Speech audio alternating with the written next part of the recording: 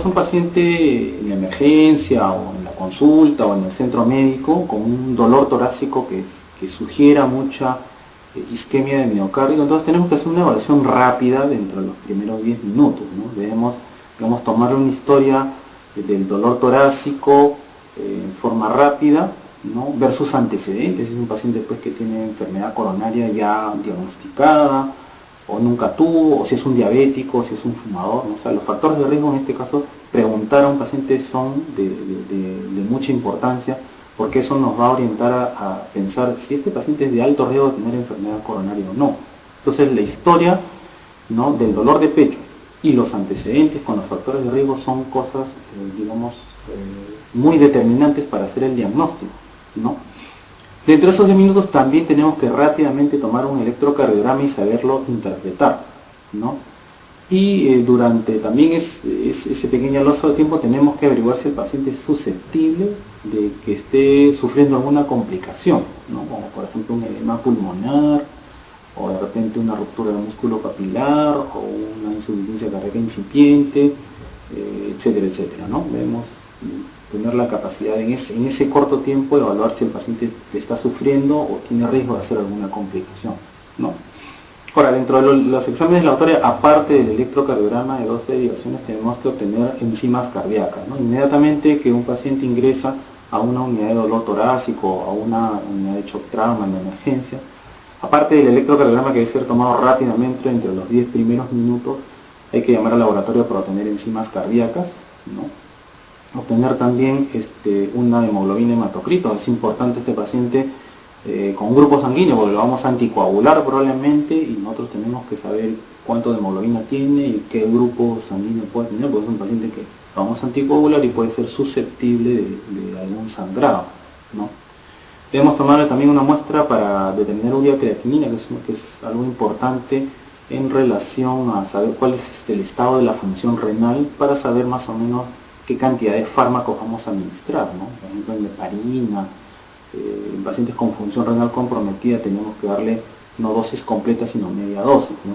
Para evitar, digamos, las complicaciones del uso inadecuado de los anticoagulantes, ¿no? La glucosa, obviamente, no los pacientes que tengan sospecha de diabetes mellitus, pero realmente en todos los pacientes se deben tomar la glucosa.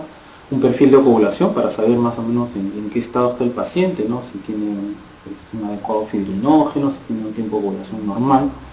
Y la placa de tórax también, que no debe faltar en una evaluación de emergencia, porque eso nos va a decir más o menos qué grado de compromiso de la función ventricular tenga el paciente, ¿no? Un paciente, por ejemplo, que tiene una placa de tórax con un pulmón congestivo, pues eso nos está hablando de una isquemia importante que le está produciendo insuficiencia cardíaca al paciente, ¿no?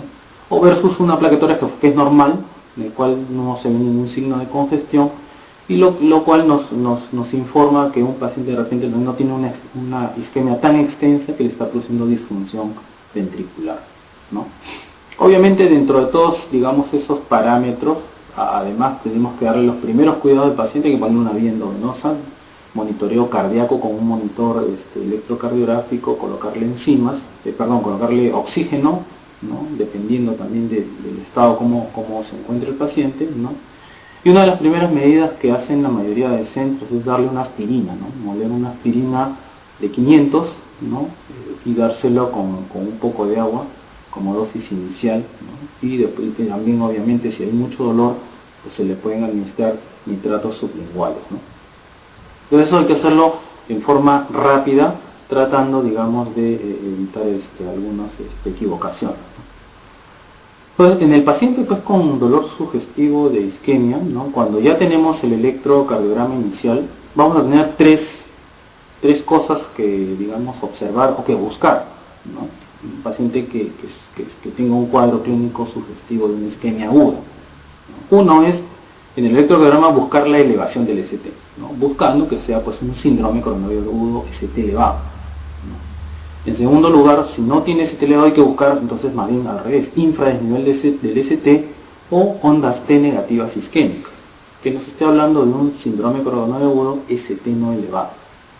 Y la tercera posibilidad es que de repente tenga un electrocardiograma no diagnóstico, o sea que no tiene ni ST elevado, no tiene tampoco alteraciones del ST ni de la onda T, sino es un electrocardiograma pues, con cambios de repente inespecíficos, ¿no? Y donde de repente necesitemos más elementos para hacer un diagnóstico de isquemia. Entonces, en esa situación, ¿no?, en el electrocardiograma tenemos que buscar estas tres cosas para tomar una decisión, porque el SICA-ST elevado tiene un tratamiento ya definitivo, así como el SICA-ST no elevado, ¿no?, que son parecidos, pero que no son iguales, ¿no?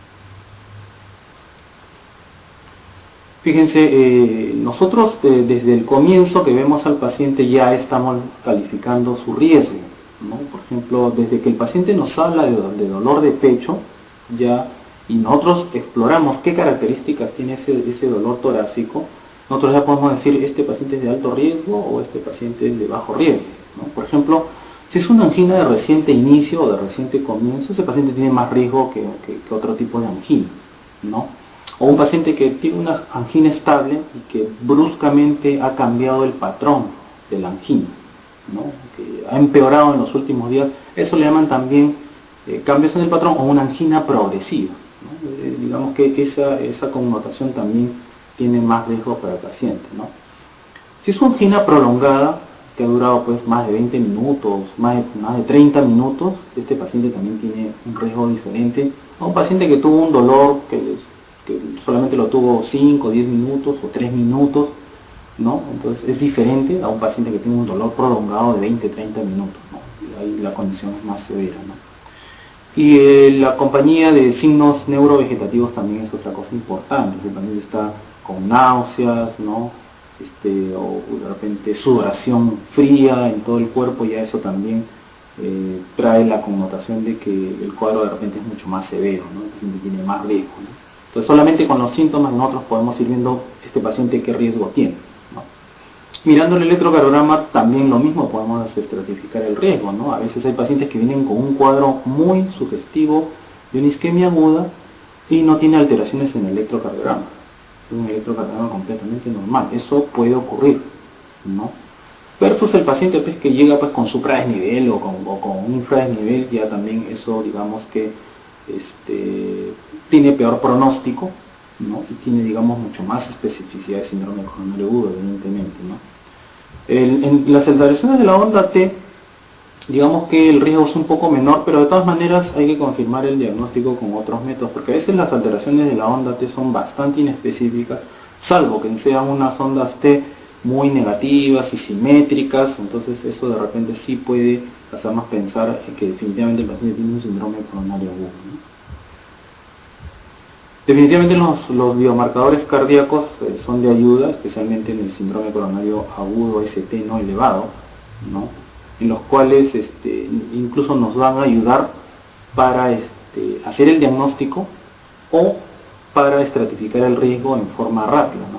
No es lo mismo hablar de un SICA-ST no elevado con troponinas positivos, que tiene un peor pronóstico, de un SICA-ST no elevado con troponinas negativos, ¿no? Entonces, en este caso, por ejemplo, los biomarcadores cardíacos son muy útiles.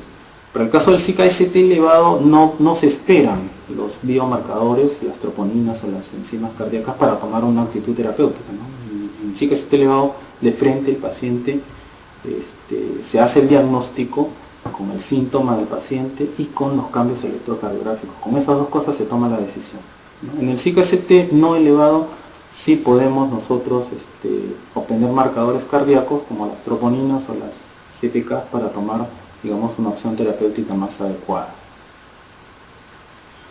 Después hay una estratificación de riesgo según Braunwald para determinar la probabilidad, porque a veces llegan a la emergencia cuadros que no son muy, digamos, no son como el libro nos dice, ¿no? Como lo dice tan bonito en el libro, no son cuadros así.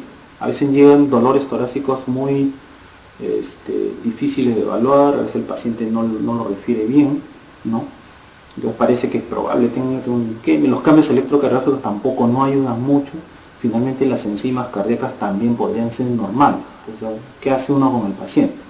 Bueno, entonces Braunwald desarrolló este sistema en el cual incluye pues la historia clínica del paciente con síntomas que pueden ser sugestivos o no sugestivos, ¿no? Incluye también datos del examen físico, ¿no?, en el cual pues, se pueden encontrar cambios en las funciones vitales, soplos cardíacos, etcétera, etcétera, ¿no?, y las alteraciones en el electrocardiograma, ¿no?, y las integra ¿no? Junto con los marcadores enzimáticos para decir, bueno, este paciente tiene alta probabilidad de síndrome coronario agudo, tiene baja probabilidad o probabilidad intermedia, ¿no? Cuando usualmente no hay, digamos, mucha semiología en el paciente o digamos los datos no son muy completos, ¿no? Muy bien, entonces en este cuadro, que ya lo hemos visto anteriormente, observamos cómo el síndrome coronario OST elevado, ese tiene su tratamiento, ese no lo vamos a revisar ahora, ¿no? El otro lado, donde tenemos el dolor sugestivo isquemia con un electrocardiograma no diagnóstico, ese probablemente también pues se quede solamente en la unidad de dolor torácico para ver qué cosa es, ¿no? Entonces, tampoco no lo vamos a ver ahora. Lo que vamos a revisar ahora es esto, ¿no? El paciente con dolor sugestivo de isquemia, ¿no? Y que en su electrocardiograma tenga un infradesnivel del ST o alteraciones isquémicas del ST, ¿no? O sea, este es el enfoque del síndrome coronario agudo ST no elevado que requiere manejo en la unidad de cuidados coronarios. Entonces, los objetivos en la evaluación en emergencia de este tipo de pacientes: identificar el paciente que requiere un tratamiento inmediato.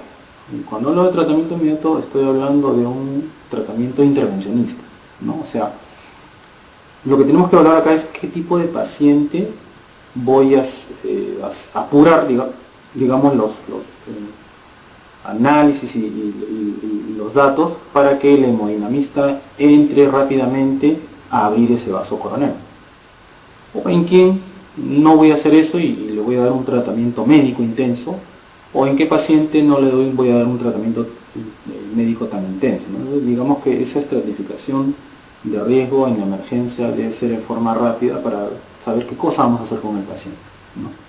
Otra cosa importante es evitar altas inapropiadas, ¿no? Por ejemplo, hay pacientes pues, que llegan con un dolor que no es muy claro, un electrocardiograma que tampoco ayuda mucho y con enzimas cardíacas normales, y a veces los médicos se ven tentados a darle de alta a su casa, ¿no? Y regresan después al hospital con ya un síndrome más severo, ¿no? Entonces, digamos que esta estratificación de riesgo sirve también para evitar, digamos, esas altas inapropiadas, ¿no?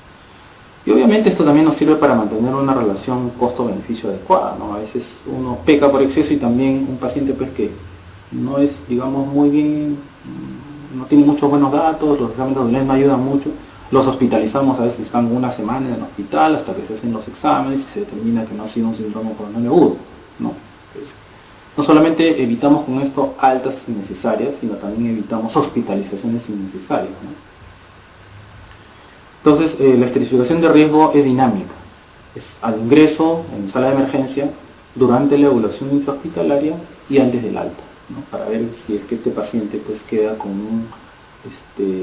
una isquemia residual, digamos, que amerite darle un tratamiento más estricto, ¿no? Ok, entonces vamos a ver cómo se estratifica el riesgo de los pacientes con síndrome coronario agudo ST no elevado, ¿no? Fíjense que la mortalidad hospitalaria, y ahí tenemos la otra parte de la mortalidad al año, ¿no? Se compara en este gráfico el SIC-ST elevado versus el no elevado, ¿no? Inicialmente, digamos, intrahospitalariamente, el SIC-ST elevado tiene más mortalidad, ¿no? Pero al año los pacientes que sobreviven, los pacientes que hacen un SIC-ST no elevado tienen más mortalidad que el SIC-ST elevado, ¿no? A la larga. Entonces, fíjense la mortalidad después del alta hospitalaria para el SIC-ST elevado y para el SIC-ST no elevado, ¿no? Meses después del alta, ¿no? La sobrevida pues definitivamente para el SIC-ST no elevado es menor, ¿no? Es menor. Entonces, la evaluación de riesgo consiste en evaluar si este paciente va a ir solamente a terapia conservadora o va a ir a una terapia invasiva, o sea, un cateterismo cardíaco con dilatación con balón, colocación de stent o cirugía de revascularización urgente, o va a ir solamente a terapia pues médica conservadora, ¿no? Entonces tenemos, hay un riesgo que le llaman el riesgo TIMI, que es uno de los más fáciles y los que más se aplican, ¿no? Hay otro, el score de riesgo del Grace también, que no lo vamos a revisar ahora, ¿no? Y esto determina pues si es un paciente de riesgo alto, ¿no? En el cual necesitamos hacer una intervención rápida, o de riesgo bajo, en el cual solamente va a ir a un tratamiento médico, o un paciente de riesgo intermedio, ¿no? En el cual vamos a de repente o a dejarlo en tratamiento médico o más adelante llevarlo a un tratamiento invasivo, ¿no? Entonces, la meta de esta estratificación de riesgo es, digamos, dividir al paciente en alto riesgo, moderado riesgo o bajo riesgo, ¿no?